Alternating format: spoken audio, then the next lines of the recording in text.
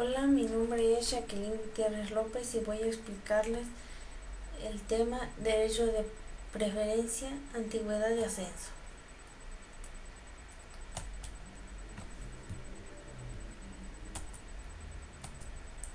Factores de preferencia que marca la ley.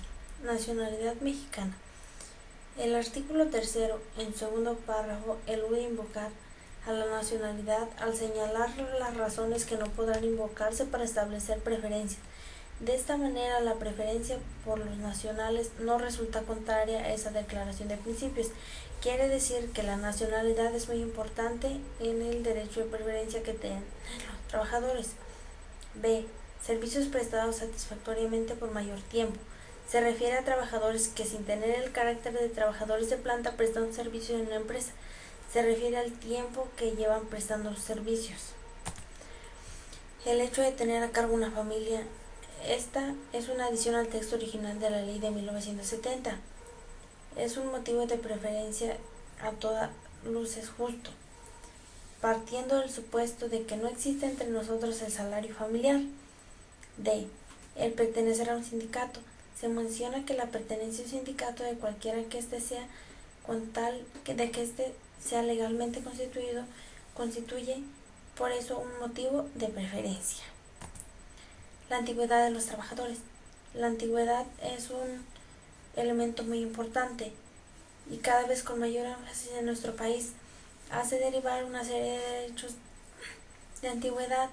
De ahí ha nacido el derecho de la expresión mi derecho de antigüedad, que significa los derechos que derivan de la antigüedad que lleves prestando tus servicios.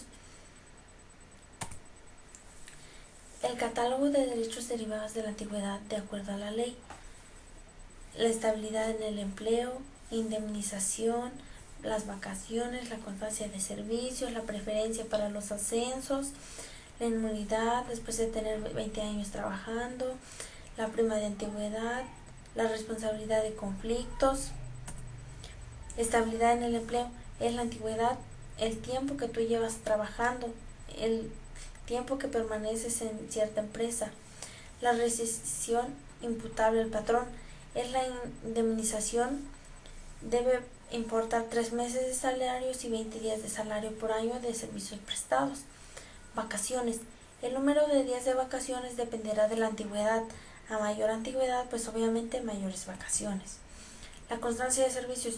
Todos los patrones tienen el deber de otorgarle a sus trabajadores una constancia donde diga cuántos días trabajaron y el salario recibido. Preferencia para los ascensos. Los ascensos se regulan en la ley en función de 2 situaciones distintas, que se trate de vacantes definitivas o por una duración mayor de 30 días. Inmunidad. Cuando la relación de trabajo haya tenido una duración de más de 20 días, el patrón solo podrá rescindirla por alguna de las causas señaladas en el artículo 47, que sea algo grave o que sea por alguna indisciplina. La prima de antigüedad. La prima de antigüedad es una prestación específica y no genérica. Esto es que solo debe de pagársele en las hipótesis concretas a que la ley se refiere.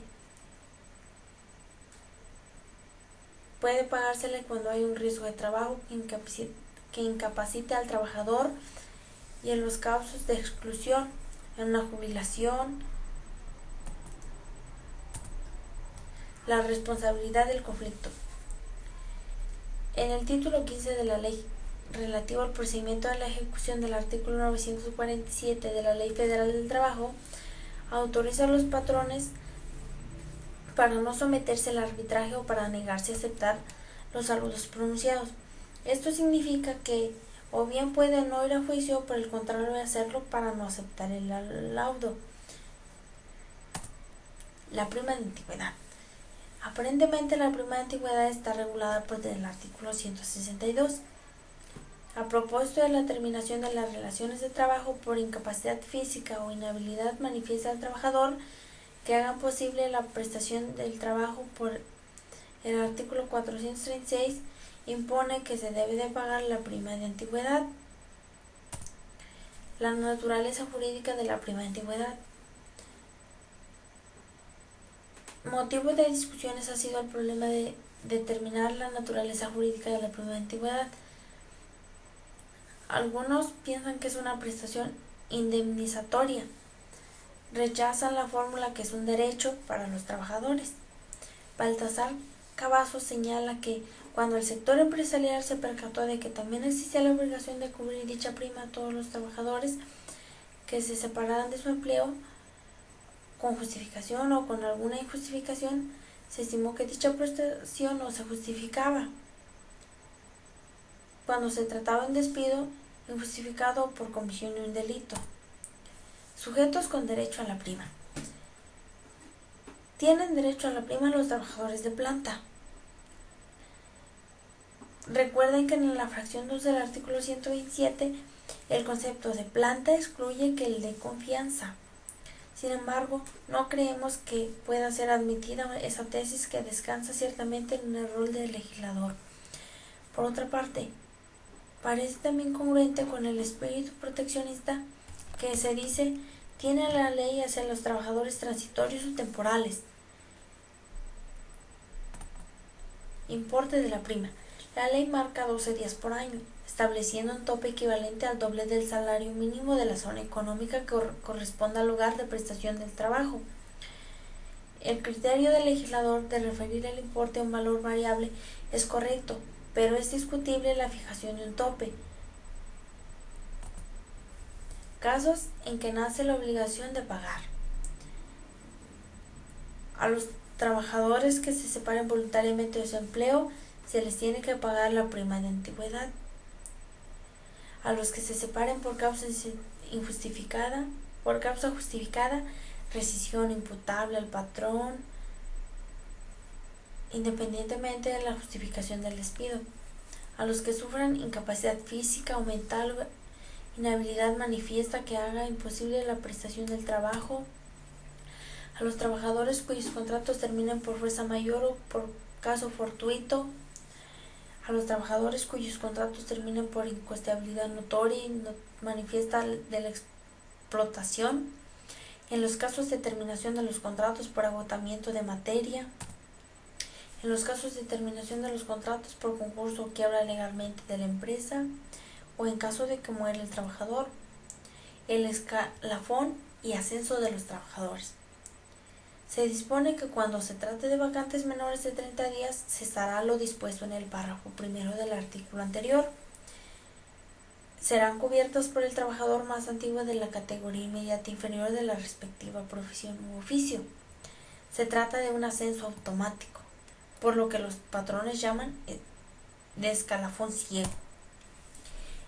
En el caso de vacantes definidas provisionales por más de 30 días o puestos de nueva creación, la ley ordena aplicar igualmente el escalafón ciego.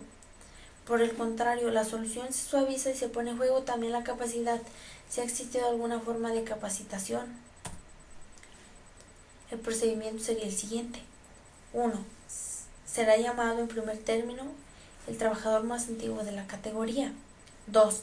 En igualdad de condiciones se preferiría al trabajador que tenga a su cargo una familia. 3. Si se trata de puestos de nueva creación para los cuales por su naturaleza o especialidad no existían en la empresa,